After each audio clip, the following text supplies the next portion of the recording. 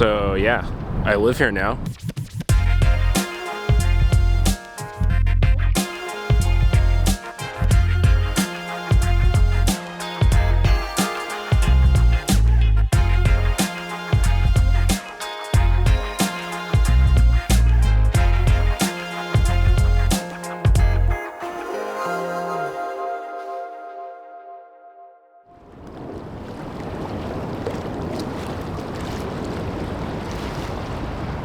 I don't know when I'm going to have this video finished and uploaded, but as of right now, when I'm recording this on April 22nd, 2024, I have officially been living in New York City for 1 week. So I wanted to make this video to kind of document and talk about what it's been like my first week here. So if you're someone I know personally, now you'll have a better idea of what I've been up to for the past week. And maybe if you're someone who's thinking about moving to New York, this video might give you a better idea of what to expect.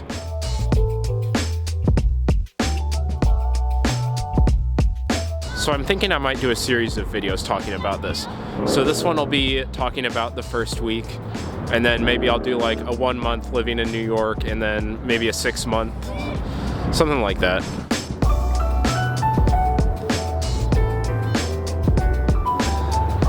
And while I want to include as many details as I can, I am going to have to exclude some things and be vague about some stuff just out of respect for my own privacy.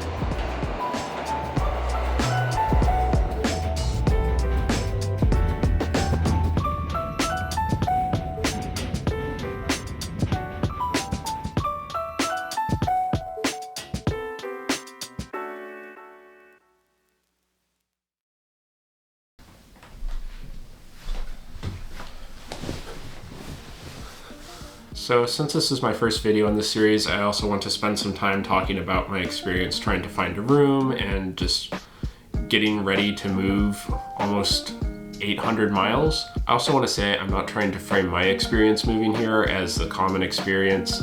It's going to be different for everybody.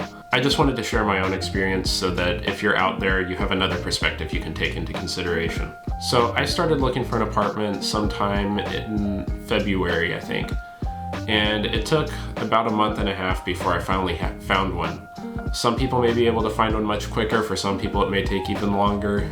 I had a specific set of circumstances and I was being a little picky, so for other people it might not take as long as it took me. I knew that I was just going to fly up here and I was going to bring a backpack and a checked bag, so I wasn't going to have a bunch of furniture or anything. I knew I needed to find somewhere furnished. I also needed to find a sublease because I didn't want to commit to anything long-term sight unseen. And honestly, because I was moving up here without a job lined up, I don't think many landlords would have accepted me if I had applied for an apartment anyway. That said, I also wanted a longer term sublease because I didn't want to get here and immediately need to start looking for another place to stay, which limited my options a bit because a lot of the subleases I was seeing were just people renting their apartment out while they were on vacation, so it was only like a week or two, maybe a month. I was being kind of picky. I didn't want a basement apartment because I didn't want to deal with any possible flooding. And I also didn't really want a first floor apartment because I didn't like the idea that people might walk past my window.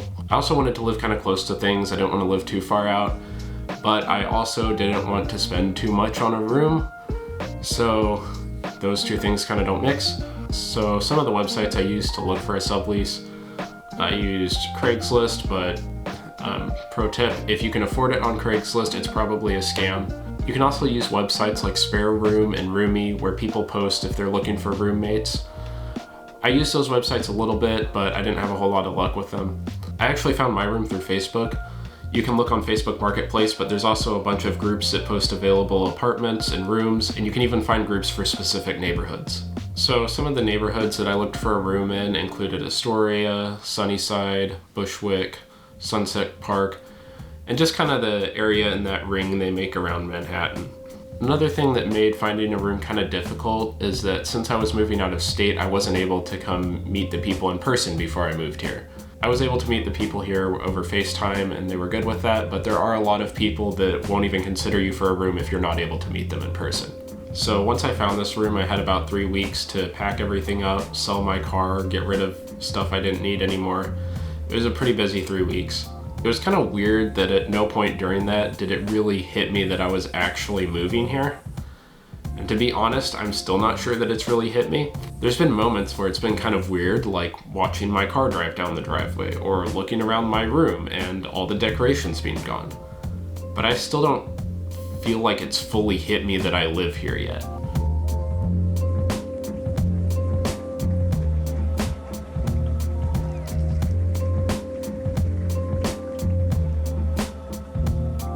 So now that I'm here, I have been filling out a lot of job applications.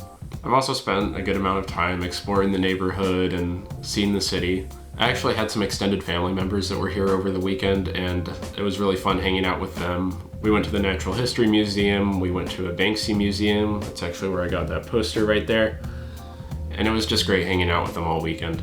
They also very kindly brought up 2 of the boxes that I had been planning to ship up here, so I got some of my other stuff sooner and probably more safely than I would have gotten it otherwise. Big thank you to them.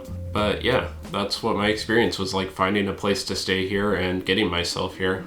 Hopefully my next update video will be a little more interesting once I'm more settled in and hopefully have found a job so I can spend more time exploring instead of filling out job applications. If you're someone who's planning to move here or at least thinking about it, I hope you found this video useful and I wish you the best. Thanks for watching.